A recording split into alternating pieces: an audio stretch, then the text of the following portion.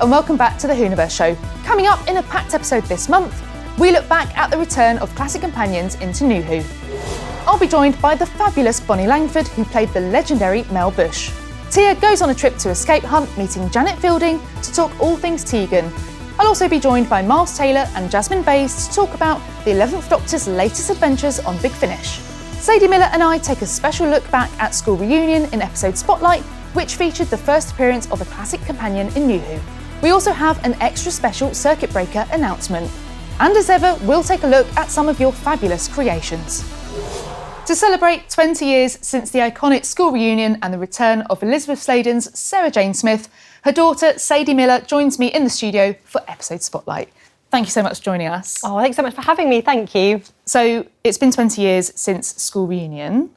Do you remember when your mum was asked to come back to Doctor Who? Yes, so I was away at university at the time, but I remember she got a call from Russell and Phil Collinson, I think, to take her and her agent out for some dinner or lunch, as you do. And I think they pitched it to her as sort of a returning of Sarah, but I think my mum initially thought it would just be maybe one or two scenes, and then obviously when they explained that it was going to be this whole episode reintroducing the character, I think she was very excited to get to revisit that, really. But I think she thought, right, that's going to be the end of it after School Reunion. That's just going to be the colon at the end of playing Sarah. So I think she was a bit surprised, obviously, when it did continue after, but she was very excited to go back to it, and nervous, I think, as well. I think working especially with David, but also with Billy, going into an established situation, I think she wasn't used to doing that. And then, of course, she ended up getting a whole spin-off as well. Yes. Russell was like, no, we're going to have an old woman, and she's going to have loads of kids that aren't hers in the house, and it's going to be completely normal as a kids' show. And I mean, I don't think my mum was prepared for that at all. I think she was a bit nervous as well, because obviously there was going to be K9 and children, and I think she thought, oh God, how is this going to go? But what an incredible opportunity, you know, especially as a woman, taking a career break and then to come back with the biggest show, you know, on television for perpetuity as well. So yeah, she was very excited. Yeah, fantastic. And what were things like for you growing up? Did you know that your mum had been a companion? Did you know, like, how important that was, I suppose, to fans? Yeah, so when I was really little, I didn't really have any awareness of it because the show wasn't even on at all. And my mum would do conventions and I would watch sometimes some of the show with her, but it would be a bit like watching maybe another relative. There was that definite distance between the woman on the television and the mum sitting next to me. So I wasn't massively aware of it, but definitely as I got a bit older and the series came back and Sarah came back, really understanding that this is not just, you know, I've spoken about it before, but it's a chosen family. It's not just a television show. It really means something to a lot of people. And so I definitely carried the importance of that for sure. And she did as well. Yeah. And Sarah Jane, of course, went on to be one of the most iconic companions we've ever had, really. What was that like for her? Did she know that that was going to become such a huge deal? No, not at all. I mean, I think even when they were shooting the pilot for Invasion of the Bane, I think she still thought everything that was happening. I think as an actor, sometimes you do feel, this is lovely, this is a lovely job, but it won't continue, it won't continue. And then the show kept getting renewed. And I think it ended mid-season even. So it was, such a great surprise success for her. But she was very nervous. I mean, I think my mum was maybe 59, 60 when the show came out, and she'd had a really long career break, and being number one on the call sheet is a huge amount of pressure, and I think she really wanted to do a good job. And Russell especially, you know, should get all the praise for seeing something in her and really pushing for an older woman on screen at that time in a children's show, and I think he was very brave to do that, really, and a lot of foresight, so yes. What do you think makes her performance so special?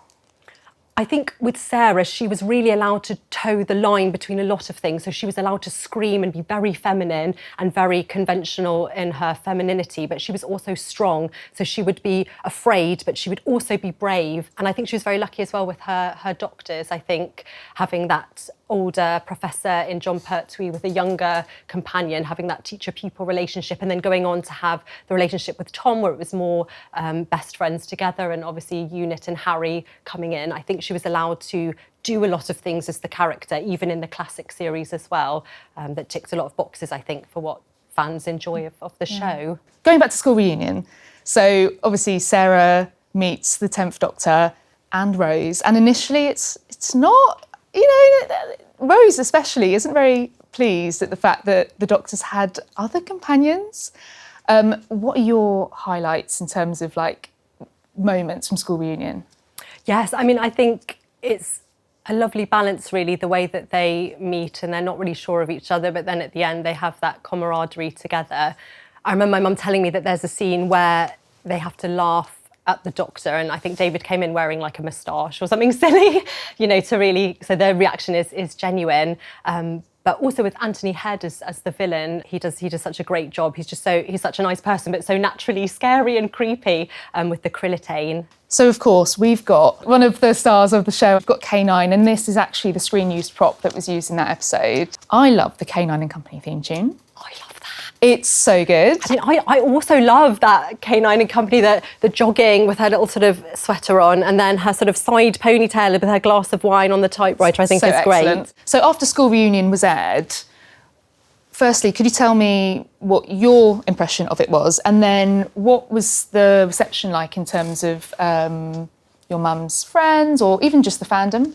I think my mum had a lot of anxiety around it just because she cared about it very much. But I think there's always that, my mum never thought she was very good. She always was a bit, oh God, I'd love to go back and change that moment or alter my performance here. And I remember we were sitting at a cafe in York and opening up, Radio Times or one of the supplements, and it had, 5 stars, and my mum was, oh my goodness. And then we opened another one and it was the same thing, 5 stars for this episode. And I think it was then that she sort of allowed herself to think, oh my gosh, actually maybe people really do like this character, maybe I actually do know what I'm doing, 30, 40 years later. You yourself have now joined the Whoniverse.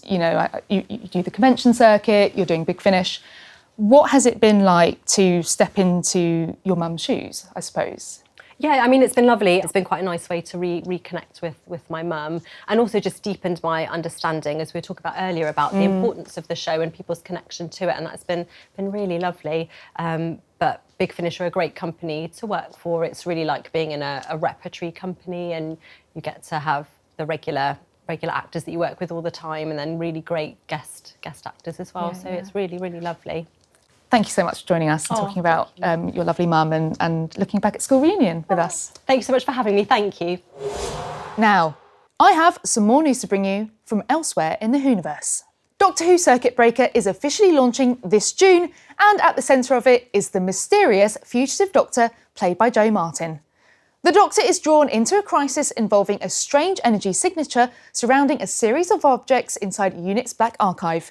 But she's not alone. Osgood, played by Ingrid Oliver, returns to help unravel a mystery that is literally tearing holes in time and space. And here on the Whoniverse Show, an exclusive first look at Circuit Breaker with a brand new image revealing the Fugitive Doctor's updated costume. So, if you're a cosplayer, I hope you're taking notes because there's an updated costume for you and the Fugitive Doctor is looking absolutely fantastic. This mixed media event begins on Doctor Who.tv's Unit HQ in June, before continuing with Titan Comics in July, where the Fugitive Doctor will face the Daleks for the very first time.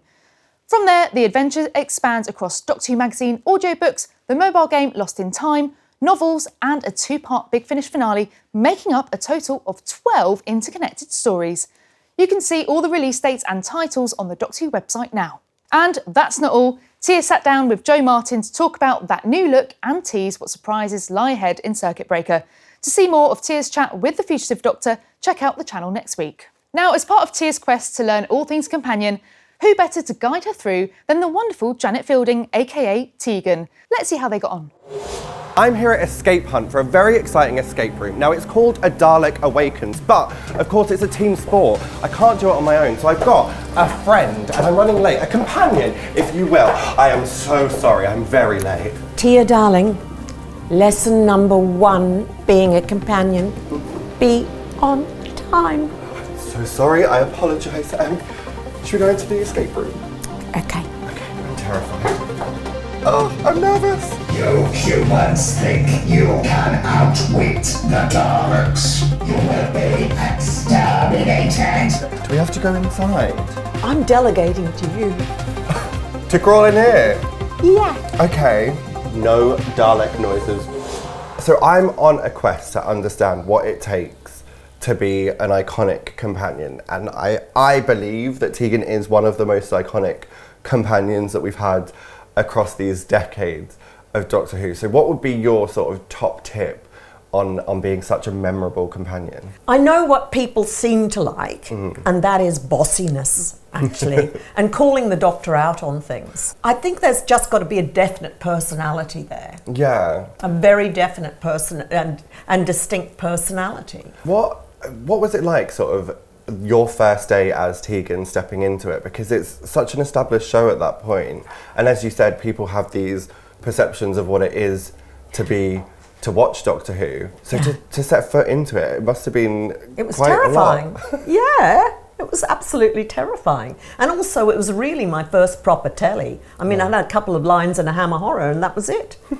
So, you know, I was terrified. I'd done a load of theatre, but I hadn't done television. So this was really my first real excursion into filming, you know. Wow. What was the audition process like to get the role? Well, John Nathan Turner, who's the producer, was looking for someone to play a bossy Australian. Somebody from the Actors Cooperative I was with. I didn't have an agent at the time. I was with an Actors Cooperative, and very 1970s.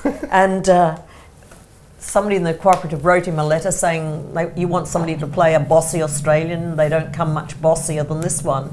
And he loved that. That's so lovely to have that person sort of like believe in you so much to push that. Push that concept. But John was amused by it, and when he met me, he could see I was indeed bossy. Do you have any like real standout memories from your time in the classic era? Yeah, there's so many though. There's so many. You know, I remember that first day filming, how cold it was, and meeting Delore Whiteman and meeting Tom for the first time. And he was such a legendary figure. That was quite intimidating. Tegan's last adventure with the Fifth Doctor was actually with the Daleks. Oh, yeah. It was Resurrection of the Daleks. Oh, yeah. How was that, working with the real thing? I was so excited. The Daleks, to me, are the greatest of the monsters. Then it's Cybermen. And then it's the Weeping Angels. Okay. I would love to meet the Weeping Angels, because I don't know why they work, but they do. They're so scary. They are really terrifying. They're terrifying, absolutely terrifying. When you sort of revisit that story and rewatch your departure, what kind of emotions do you get coming back? Well, when I originally read it, Peter sort of said to me, because he got the script before me, Peter Davison, and he said, oh, you're not going to like, you know, your departure because it's really sudden and comes out of nowhere. And actually, over the years, I've come to really like it. I think that works quite well, because we do sort of make decisions that way. Something's going on in the back of your mind, and then, wham, you've made the decision and you go for it. We've got some upgrades coming in the box sets, particularly from Warriors of the Deep. How was that sort of filming the original and now seeing how upgraded it's been for the new version? Oh, it's brilliant. And they've tightened it, because what happened when we were doing it was everything was edited in the producer's box as we were recording. Oh, wow. So if there was a delay in cutting from one shot to another, it was left in half the time because they didn't have the money to edit properly. At what point did you find out that you'd be teaming up with Ace? It was about a month before, So that was great, because I knew Sophie anyway. Wow. Because we all see each other at conventions and things, and it is a bit like a family. And so, you know, Sophie's lovely, and I thought that was wonderful. It was a good team up. Yeah. I mean, was that something that you had imagined, like teaming up with different companions from different eras before? I mean, I had no thought that this would ever happen, and then suddenly there it was, and it was just remarkable. Do you feel like coming back for Power of the Doctor sort of gave almost more of a sense of closure to the character? Yeah, because I do say to her 38 years, furious with her, and then my Doctor appears to me, Peter, and that we recap on Adric and Adric's death, and that's quite lovely. Do you have any favourite companions, apart from yourself, of course? Oh, it's hard not to love Rose. Billy Piper, when the show came back with that companion, and it was a very different take on the companion.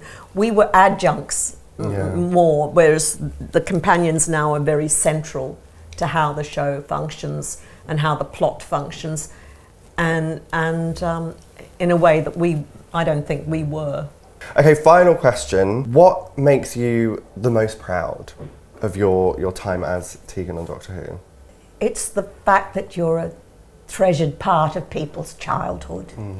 I'm really quite proud of that, and it's a privilege as well. That's so lovely. You are a treasured part of all of our hearts, I think. Thank you. Thank you so much for joining me. Oh, thank you. Mwah. Did they ever make it out? I guess we'll never know.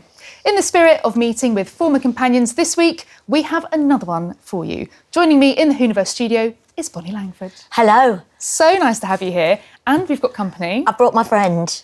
Yeah, this is my little dog, Poppy. And she goes pretty much everywhere with me. And yes, she's my team. I just have my Poppy. She's your agent, basically. She is, basically. She's my agent, my PA, my makeup, although she does lick most of it off. Excellent. Well, lovely to meet you, Poppy. And we've got... The box. I recognise this box. This is the toy maker's Oh, box. The toy maker is inside, so better watch out. Neil Patrick Harris is in there. Hello. Only saw him the other day, actually. This box, well, when I was carrying it at first, it weighed a ton. And then about 4 days after we were filming it, props guy said to me, we could take the stuff out of the inside if you like. I was like, yes, thank you very much. That would be great, because it was really heavy. What was inside it? Just that. Well, there was a mechanism that would open it so that it opened automatically, some kind of thing, and it was really heavy. And it was great when they took it off. But yeah, we had to keep sort of working out the box and the right way to hold it, so that when I put it down and it slid across the sort of helipad thing, it was facing the right way. You know, all those silly little sort of minor details, but that are very important to get right, if you can. Yeah, well, whilst we do this interview, you guys better keep your eye on this box in case the toy maker comes out. Bonnie, I'd love you to cast your mind back to when you first took on the role of Mel. What was that like? 1943. No, it was, it was a long time ago, and I would never have said, I would never, ever, ever have said I would still be talking about it now, or probably ever again. So I always say with Doctor Who, it's the gift that keeps on giving. It's the most extraordinary show to be part of. You're not just doing a job, it becomes a community that you join. 100%. What are your memories of taking on the role, the process, the audition process? Was there an audition Well, I didn't have an audition. I just got asked to do it, which was a bit apparently weird. My agent at the time was good friends with John Nathan Turner, and I was at a restaurant after a show. I think I'd been doing Peter Pan or something. And I was having some dinner, and he walks past. I say hello to my agent. He introduces me to John, and who had just been filming something. I think there are a couple of friends were in some of the episodes, and I said, like all freelancers do, oh, I'd like to be in that, because, everyone says, let's have a job. And didn't realise that, he sort of took that seriously. A few weeks later, I got a call to go and meet with John in the offices on Shepherd's Bush. Why she's called Melanie Bush is because it was Shepherd's Bush. There we go. And he just showed me a paragraph of a character and said, do you fancy doing that? And I went, yeah, why not? And the rest is It was as simple as that. I probably should have thought about it a little bit more, but yes, that was it. Fantastic. What were your favourite episodes from that time? Well, I actually enjoy Poppy, come in. I actually enjoy the ones that are more recent, because apart from anything else, there's such a love for the show, and it's a love for the show that I started to understand much later on. And when I first joined the show, I didn't really understand that at all. I knew the show had been on for a long time. I knew it was legendary. But at that point as well, it was quite niche. It was a particular audience that enjoyed it. Will you settle down, please, madam? Thank you. And so it wasn't necessarily, I wasn't part of that audience. So I didn't really comprehend the depth of it, really, and the legacy and the what I was joining in. So you've worked with 4 doctors now. I would love to ask you, Who's your favourite Doctor to work with? It's like saying who's your favourite child or who's your favourite dog. They're all very different. It's brilliant, actually, seeing that one character with so many different approaches. And that's what's... I mean, it's like when you recast in a play or something, you see somebody else's version of that. And although it's very much written by the same playwright or whatever, you know, it's interesting to see how people bring their different energies to it, their own personal take on the Doctor. So you touched on it briefly a second ago. You obviously came back. How did you approach Mel's character this time round? Well, what was great was that over the years, I had actually been part of the Big Finish audio recordings, which were terrific, and I still do them. And so I had been sort of still in touch with Mel. She had been able to be a lot more, and when I came back to doing those, I said, right, can we make sure that she's got a little bit more to say than But Doctor, and also that she doesn't just scream all the time. So I had been doing those for some years. So that Melanie Bush had actually, it was part of my DNA again. So it wasn't as if I was having to refresh her only on screen as far as sort of the look was concerned. And it was really, what was really great was that, you know, she had been introduced as this computer programmer at a time when we did not have computers on our wrists or anything like that. So it was a very, very different world in the 80s. We were trying to say that everything was futuristic when in fact we were way behind what was really happening. And so when I first did the show, I didn't go anywhere near anything like a computer. Whereas now Mel was in part of unit and very much had her place, she had her desk, she had her sort of job. And that was great to be able to at least think that she had somewhere to use her skills. 100%. I think unit is a great place for the companions to then go on to work. Yeah, it's an amazing set as well. It's brilliant. And looking back at your, well, I suppose the recent episodes that you were in, have there been any standout moments? Well, I think I was very, very honoured to be part of the Bi generation. That was pretty special. Yeah. And for Shooty's first day on set, that was very exciting. And we were outside. We were supposed to be on a helipad, but actually it was a set. And it was boiling. It was unusually hot. So it's actually great that we weren't standing in the rain. And it was just a really happy, joyous moment. So I feel very grateful to be part of that. And as I say, to be part of the whole sort of unit thing. But one of the things I loved as well, I really enjoyed, it was virtually sort of a three-hander in the end when I was part of the sort of the memory TARDIS, not only to film that, but also they'd taken such great care over all the things that were in there. They all had a certain meaning, and it was very special to be part of it.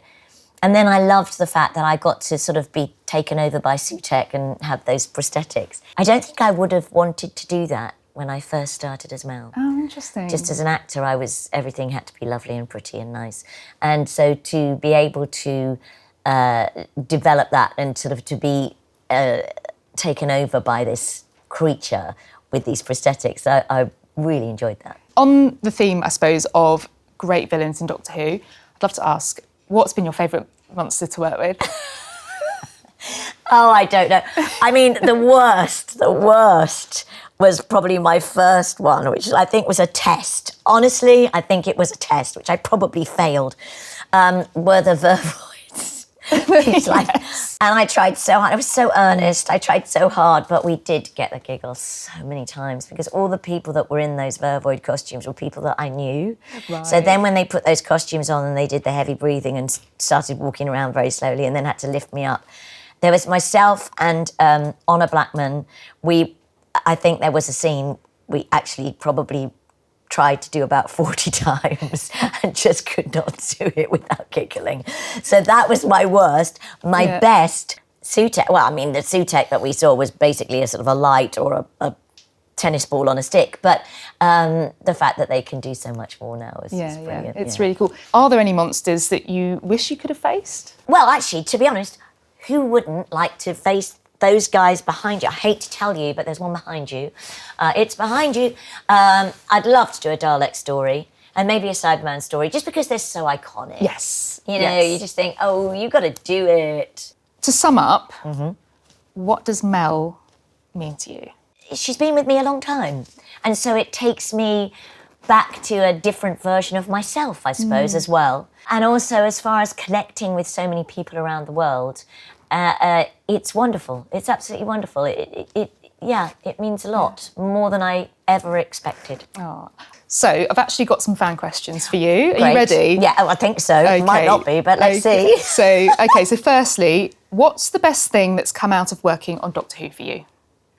Many things, mainly being connected with the fans, actually, because there's so much passion. The fact that it has such an importance and happy memories. So many people say, well, they always say, oh, that was my doctor, or that was how I started with my doctor. You were my doctor and companion.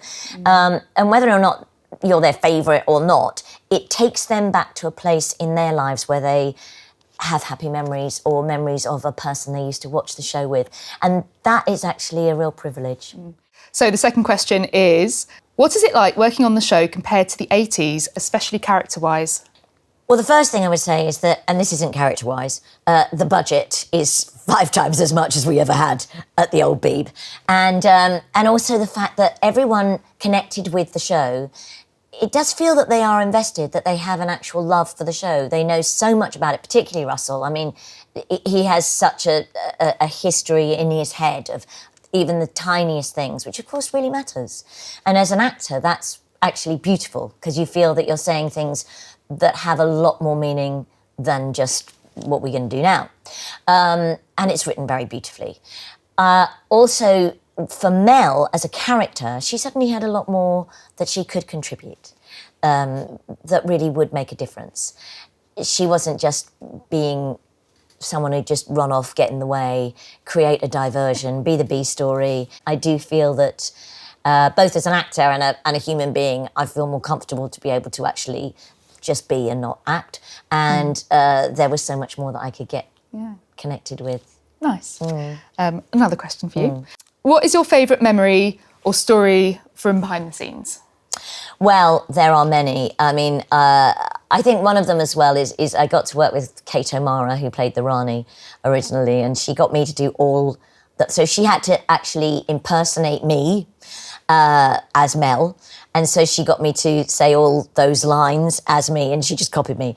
But it was just funny. She hated being, I mean, they put me in white trousers in a quarry. I mean, who would do that? So she had to as well. And we just had just a lovely time. It was just a lovely time. If Mel had her own spin-off, what would you want it to be called and what would it be about? Oh, I'd love Mel to have a spin-off. I'd love to sort of know what she did. You know, Russell's very funny because he touched on the fact that when Mel left the Doctor and went off with Sabalom Glitz, what happened to her. And he was great because he went, well, you know, there was this whole thing about, oh, my family were killed and, well, you know, and all that. And you think, what? What happened? So I'd love to know how she sort of, those times in between, what happened. Last question. What was the trickiest line to learn on the show? I used to actually write out my sort of journey, my arc, because I had to meet monsters so many times, repeatedly, that I sort of started to get a code of, you know, oh, it's you, oh, it's you, oh, it's you, oh, you know, whatever, and then scream. So that was probably that, and then there was also this. There was one particular time, because they had me screaming so many times that at one point they asked me if I could scream in the key of E, and I thought it was a joke, but they meant it because then it would actually go into musically very well, the theme music or the outro. So then that became this sort of running gag, Mel screams in the key of whatever, So to find that key was always quite difficult. Oh goodness, I can't imagine what that, you know, the vocal warm-up you need to do that. Just a long day at work. Yeah. Thank you so much for joining us. It's been so fun talking about Mel. It's been a pleasure, thank you. Who's going to bounce out of the box? I hope nobody. Now, Bonnie's actually going to be joining me for my favourite part of the show. Yes, it's looking across the Whoniverse to see what you lot have been up to. Look at that. Oh, do you know, I have such admiration for people who can draw. It's just wonderful, isn't it? You have to have a lot of patience, I think. I know, but also to just see a blank piece of paper and then be able to put something that actually is not only in perspective, but also really brilliant like that. So this is by Terry Holds a Pencil, and it's art inspired by the Daleks' master plan, the missing episodes that were discovered recently. I know, isn't that exciting? I mean, how did they suddenly find them? Did someone have them in their loft or something? I don't know. Who would have those? But Yeah. thank goodness they're coming out with them. It's great. I feel like the Daleks' master plan is one that has been sought after for a really long time. So really, really exciting to finally be able to get those. Yeah. And to see fans already making some fantastic artwork as well. It's absolutely brilliant. Oh, I know what that love is. this. That's brilliant. So this is fan art of Mel and, of course, the Sixth Doctor, Yep. Colin Baker. Yep. I just love the style as well. It's so colourful. With my very high heel boots on, because I'm so short compared to Colin, I didn't fit in a two-shot. So I had to wear really? high heels and he had to bend his knees. Excellent. Oh, We've got some cosplay. very nice. That's nice. That's lovely. I would have liked that. This is by the Perry Brown cosplayer, and they're cosplaying Sarah Jane Smith from the Android Invasion. Oh, well, that looks great. That looks really Mel would good. have liked that outfit as well. That looks really She's very good. like that. Do you encounter lots of male cosplayers at conventions? I do, but not a huge amount. But I do, yes. It's quite, Yeah, it's quite that bizarre. must be quite fun. When I first went to conventions, I did wonder what was going on. In fact, my very first convention was before I joined the show, and I knew nothing. And I went to America, and people were just asking me all these questions. I kept turning to John and going, what do I say? What do I say? And then I had all this advice about how to be a computer programmer, none of which ever went in the show at all. So, but thank you. That's really hilarious. Thank you. Well, there we go. Thank you so much again Absolute for joining pleasure. us today. It's been so brilliant to have you on. It's been great fun. Thank you. And finally, I'm joined by two more special guests, Myles Taylor and Jasmine Bayes, who play the 11th Doctor and his companion Eleanor Fong in the brilliant 11th Doctor Adventures from Big Finish. Thank you so much for joining us today. Thank you for having us. Very excitingly, the box set, well, the first story of the box set is out. Could you tell us a bit more about it? Of course, yeah. Basically, the first volume is the first question. We've got 3 exciting stories in there, all various time periods and exciting adventures. The first one being the final cut, which introduces Eleanor Fong, our brand new companion. So, yeah, it's a real rollicking ride through time and space, and it was a great first one to go on, wasn't it? You know? Yeah, I think it's what's a big thing about the first box set is that each story it really is in a different world each time. And so obviously there feels like this overarching theme of the Doctor meeting Eleanor, but also it was really nice to really dive into these new stories and how different they feel. So yeah, the first one, meeting at Eleanor Fong in 1990s Hong Kong, and the second one being called the Tourist Trap, which I'd say is a little bit more, a lot more space kind of related. And then the third one being the Dissolution of Witches, which it's probably my favourite out of the box set. Nice. And so yeah, being literally thrown into 3 different stories in such different environments, which is really nice. Fantastic. So, Myles, I'm absolutely fascinated to know, how did you learn the 11th Doctor voice? That's the thing. It's really hard. I wish I could be like, that was the moment that I realised I could do it. But I think I've been playing the 11th Doctor since I was like 10 years old in the playground. You know, it's one of those things that you watch the show as a child and you just naturally kind of absorb those sort of things. So even like mannerisms of Matt Smith, like I was doing that with my watch and, you know, all that sort of stuff. I was doing the crazy dance that he does and all that sort of stuff, like when I was young. So I think, yeah, you naturally absorb it all. And I've always liked having an ear for voices and impressions and things like that. So I suppose it kind of developed from there, really. So what would you say are the key things, the key aspects, I suppose, of a Matt Smith voice?